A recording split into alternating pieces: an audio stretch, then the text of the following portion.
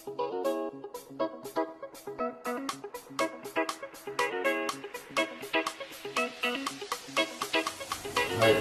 Untuk Anda pendengar setia Rizal FM yang sedang mendengarkan, dapat juga membuka streaming kita di alamat www.965fm.com atau bisa menggunakan layanan Facebook. Kita juga live di fanpage-nya Radio Indah Suara, atau bisa yayasan-yayasan tidak terdaftar. Jadi bagaimana caranya agar yayasan yang tidak pernah terdaftar di pengadilan negeri itu bisa hidup kembali? Jadi seolah-olah kalau di dalam hukum yayasan yang tidak terdaftar di pengadilan itu seperti mati suri ya. Mati suri ya. Mati suri.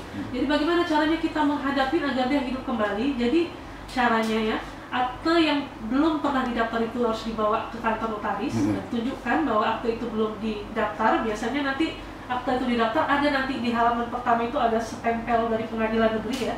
Berarti kalau tidak ada stempel berarti belum pernah sama sekali dia daftarkan.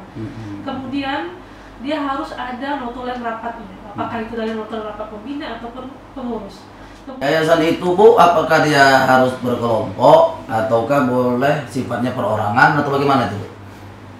Yayasan itu sifatnya bagaimana, apa berkelompok tuh? Biasanya kalau misalnya yayasan itu kan ada kebersamaan ya. Jadi kalau misalnya ada si pembina kepingin, jadi ingat ya, yayasan itu sifatnya adalah sukarela. Jadi ketika kita masuk untuk membuat suatu yayasan, kita harus sukarela, jadi dia tidak mewarisi ya. Jadi kita sukarela, kalaupun suatu masa si pendiri atau si pembina yang telah meninggal tidak mewarisi kepada anaknya, itu sifatnya yayasan. Makanya berhati-hati dalam pendirian yayasan itu lagi. Bedagai masih bersama pengurus daerah Ikatan Notaris Indonesia Serdang Bedagai.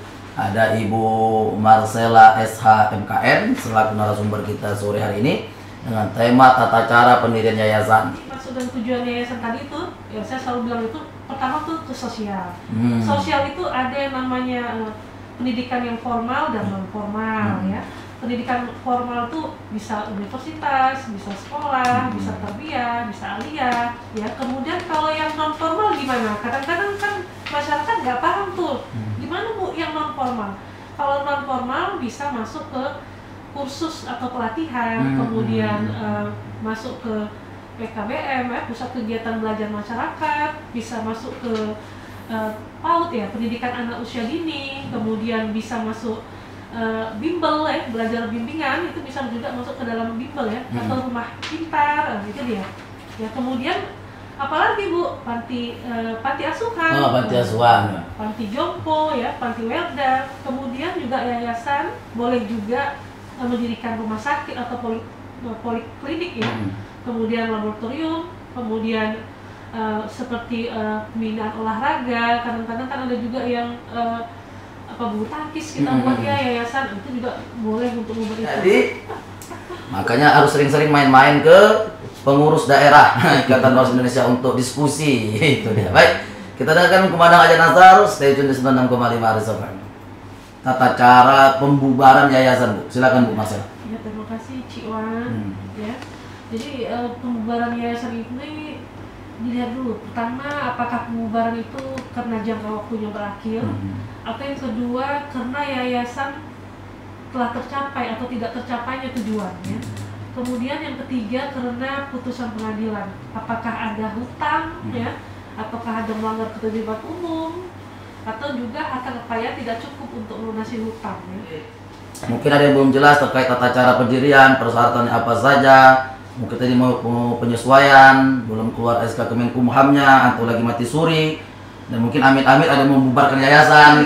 Bisa datang ke Jalan Negara, Kompleks Firdaus Garden nomor A5 ya.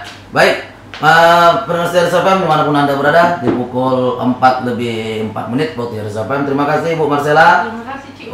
Mudah-mudahan apa yang disampaikan oleh pengurus daerah Ikatan Notaris Indonesia sore hari ini tentunya menambah informasi dan wawasan untuk kita, dan juga membuka lagi cakrawala pengetahuan kita, dan mudah-mudahan bermanfaat untuk kegiatan dan juga aktivitas kita dalam kehidupan sehari-hari. Akhirul kalam, selamat sore, selamat beraktivitas. Nasrul minallah wa fathun qarib wa basyiril mu'minin. Assalamualaikum warahmatullahi wabarakatuh.